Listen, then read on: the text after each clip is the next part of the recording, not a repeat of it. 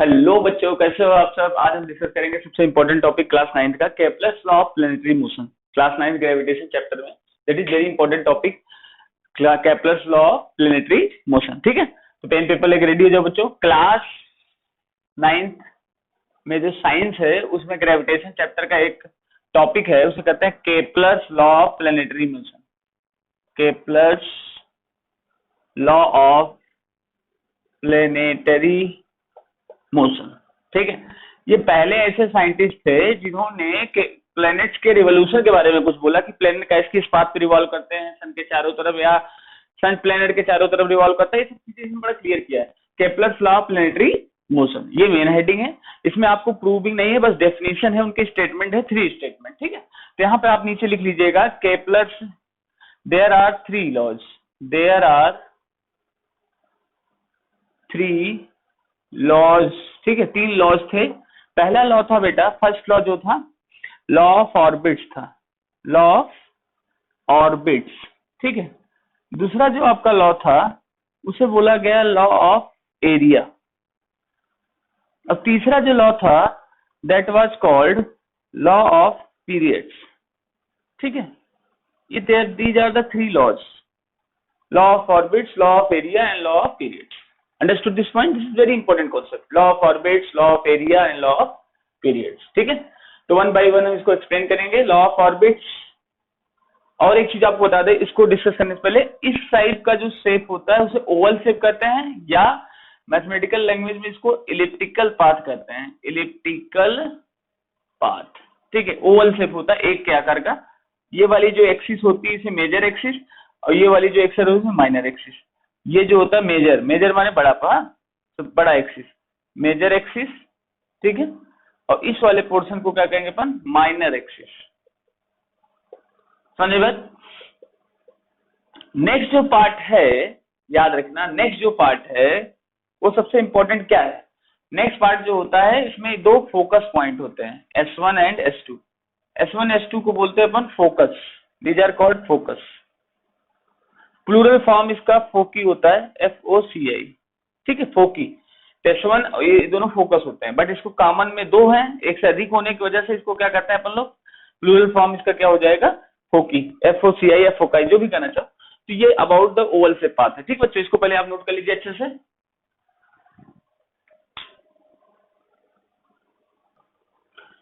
देखो बच्चों, पहला जो है लॉ ऑफ ऑर्बिट्स की अगर हम बात करें, लॉ ऑफ ऑर्बिट्स की स्टेटमेंट है, according to this law all planets revolve around the sun on an elliptical path and sun lie any one of the foci. Foci माने फोकस का plural form होता है, foci of that elliptical path. ठीक है, ये हो गया law of orbits, this is called law of orbits. इसकी स्टेटमेंट को बस रट जाना है कि इनका एक सीधा सीधा कहना था, जितने भी प्लैनेट्स होते हैं कहाँ करते हैं, इलिप्टिकल पाथ, सन के चारों तरफ इलिप्टिकल पाथ पे चक्कर लगाते रहते हैं, और सन किसी एक फोकस पे पाया जाता है। फोकस का प्लूरल फॉर्म क्या होता है, फोकाई बोलते हैं या फोकी बोलते हैं, जो भी कहो। ठीक है, ये चीज ध्यान रखना। ये था law of orbits. Orbiter, orbit माने रिवोल्यूशन के अकॉर्डिंग था, दैट्स व्हाई इसे लॉ ऑफ ऑर्बिट्स कहा गया। ठीक है, इस पॉइंट में थोड़ा सा और इंप्रूव हम लोग कर सकते हैं, ये इसको आप नोट कर लीजिएगा। उसके बाद आपको हम बताते हैं क्या करना है, डायग्राम के थ्रू हम आपको समझाते हैं, डायग्राम बनवा दे रहे हैं, इसको आप नोट कर लीजिएगा। दिस इज वेरी इंपॉर्टेंट, ध्यान रखना। अब जैसे मान लो कि इलिप्टिकल पाथ, अब आपको ऑलरेडी बता रखा, कुछ बताने की जरूरत नहीं, ऐसे हो गया इलिप्टिकल पाथ। ठीक है, तो होता क्या था, ये जो लाइन है देखो ऐसे,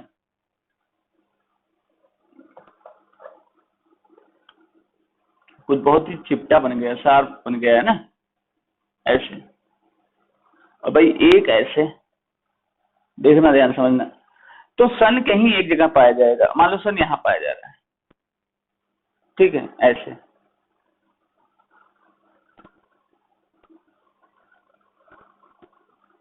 सन, अब planets are revolving like this. Planets मान लीजिए ऐसे रिवॉल्व कर रहे हैं, P हो गया, planets these are revolving like this, ऐसे। ठीक है, दिस इज सन, और ये हो गए आपके प्लैनेट्स। ठीक है, ये जो पाथ है this is called elliptical path.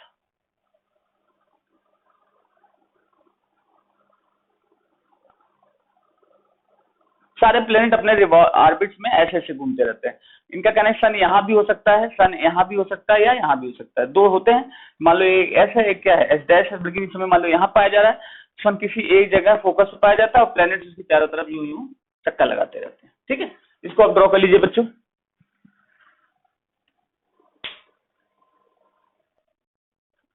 अब देखो बच्चों, सबसे इंपॉर्टेंट लॉ ऑफ एरिया क्या कहता है? लॉ ऑफ एरिया कहता है according to this law area sweep out by any planet in a fix interval of time always remain same या कांस्टेंट है, that is areal speed of planets is found constant. मतलब इनका कहने का मतलब है अगर एक प्लेनेट है तो डिफरेंट डिफरेंट पॉइंट पे अगर वो मूव करता है सेम टाइम इंटरवल के लिए, तो उनके द्वारा जो भी एरिया बनेगा वो दोनों आइडेंटिकल होंगे, और तब ये पॉसिबल है जब उनके एरियल स्पीड क्या हो? कांस्टेंट हो। ठीक है, इसको नोट कर लीजिए। ओके, अब इसको डायग्राम के थ्रू आपको समझाते हैं कि कहना क्या चाह रहा है ये। इसका कहने का सिंपल सा मतलब यही है फंडा, कि जैसे आपने कहा सर ये हमारा इलिप्टिकल पाथ हो गया, ठीक है, suppose this is the elliptical path, दिख रहा होगा, थोड़ा ध्यान दीजिएगा। जैसे मान लीजिए ये ऐसे, अब ये मेजर एक्सिस माइनर एक्सिस तो है ही, मान लीजिए सन यहाँ पे कहीं पाया जा रहा है, ठीक है, ऐसे सन पाया जा रहा है, सन सन लाई हियर। अब मान लीजिए एक प्लेनेट यहाँ पे है, पी से वो पहुंचा पी डैश पे किसी fix interval time delta T में, जो भी टाइम रहा हो, तो इन दोनों को मिलाने वाली लाइन देखिए ऐसे, और इसको यहाँ से मिला दीजिए ऐसे, तो ये जो एरिया बनेगी देखो, ये एरिया, ठीक, ये एरिया। और वही प्लेनेट मान लीजिए ऐसे फिगर बनाइएगा, मान लीजिए क्यू पे है, कुछ समय बाद वो कहाँ पहुंचा? क्यू डैश पे, तो उस समय इससे इसको मिला दीजिए सन से ये, तो ये जो एरिया बन रही है देखिए, ठीक है, ये जो एरिया बन रहा है ये एरिया, तो ये दोनों आपस में क्या हो जाते हैं? बराबर हो जाते हैं। मतलब यहाँ से क्यू से प्लेनेट रिवॉल्व किया Q dash, what I am saying कि एरियल स्पीड क्या होता है? कांस्टेंट होता है। इसको समझने का तरीका हुआ, मतलब आप कह सकते हैं therefore area PP dash S PP dash is equals to area S Q Q dash. इनका मतलब एरियल स्पीड जो होता है वो कांस्टेंट होता है। ये तो आपका सन है, तो ये ऐसे घूमता रहता है, तो यही सी को कहते हैं एरिया से रिलेटेड लॉ है, दैट्स व्हाई इसे क्या कहते हैं? Law of area. बच्चे इसको बना लीजिए पहले अच्छे से।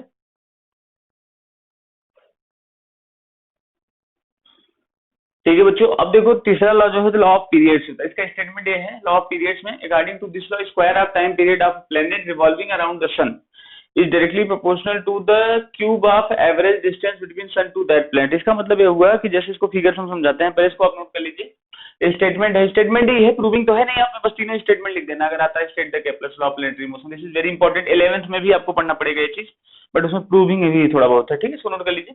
अब इसको डायग्राम के थ्रू आपको समझाते हैं। पहला तो आपके दिमाग में आएगा सर मान लीजिए कि इसका एवरेज डिस्टेंस क्यों लिया गया? देखो क्योंकि इलिप्टिकल पाथ पे डिस्टेंस जो होता है सन से यूनिफॉर्म नहीं होता, वो अलग अलग होता है, हर जगह वेरी होता रहता है। जहां पर कोई चीज नॉन यूनिफॉर्म होती है वहां एवरेज लिया जाता है, ठीक है ना। तो मान लीजिए जैसे ये आपने कहा सर ये हमने बना लिया ऐसे, समझ ना, ऐसे हो गया।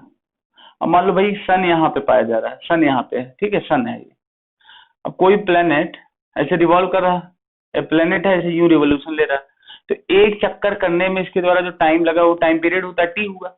और मान लो कि यहाँ से यहाँ तक का जो एवरेज डिस्टेंस है वो ए है, तो इसके स्टेटमेंट के हिसाब से क्या होगा? T square is directly proportional to A cube.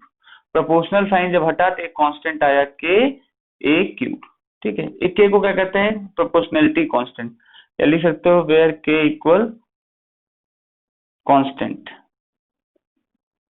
ठीक, ये लिख दीजिए। टी क्या है? टाइम पीरियड, ए माने average distance, this is AVG, average distance. इसको इसलिए बताया क्योंकि डिस्टेंस क्या है, देखो यहाँ अगर ये यहाँ से मेजर करोगे अलग है, यहाँ से मेजर करोगे अलग है, यहाँ से मेजर करोगे यहाँ से हर जगह वैल्यू वैल्यू चेंज होती रहती है, इसलिए इसको हम थोड़ा सा एवरेज डिस्टेंस ले लिए, ठीक है। तो बच्चों ये तीन लॉ होते हैं केपलर्स के। पहला क्या होता है? लॉ, नोट कर लीजिएगा इसको, लॉ ऑफ ऑर्बिट्स, दूसरा होता है लॉ ऑफ एरिया, और तीसरा क्या होता है? Law of periods. This is very important और नया टॉपिक है, ध्यान रखना, ये नया टॉपिक लगता है क्योंकि ये इंपॉर्टेंट है। 11th में भी आपको मिलेगा, लेकिन वहां पे प्रूविंग के साथ मिलेगा, ये तो यही रहेगा, बट दूसरे वाले पे प्रूव करना पड़ता है, एरिया को दिखाना पड़ता है। बाकी वेरी इजी टॉपिक, इसको आप मेमोराइज कर लीजिए, जिससे आपको फिक्स नंबर के क्वेश्चन मिल जाए। वहां पे इंपॉर्टेंट है, 3 मार्क्स के क्वेश्चन मिल जाएगा आपको। State the Kepler's law of planetary, define the Kepler's law of planetary motion. इसको किसने प्रोवाइड किया था? जॉन केपलर ने दिया था। जॉन केपलर ने सबसे पहले प्लैनेट के बारे में बहुत सारी भ्रांतियां थी या कंफ्यूजन बने हुए थे, प्लैनेट कैसे चक्कर लगाते हैं, क्या है कहानी, स्क्वायर कोई बोलता था, कोई सर्कुलर बोलता था, वो तमाम प्रकार के। लेकिन इन्होंने सबसे पहले आया और उन्होंने इस चीज को क्लियर किया, नहीं भाई, न तो सर्कुलर दौड़ता है, न तो स्क्वायर, ओवल शेप पे चक्कर लगाते हैं। ठीक है बच्चों, तब तक के लिए टेक केयर।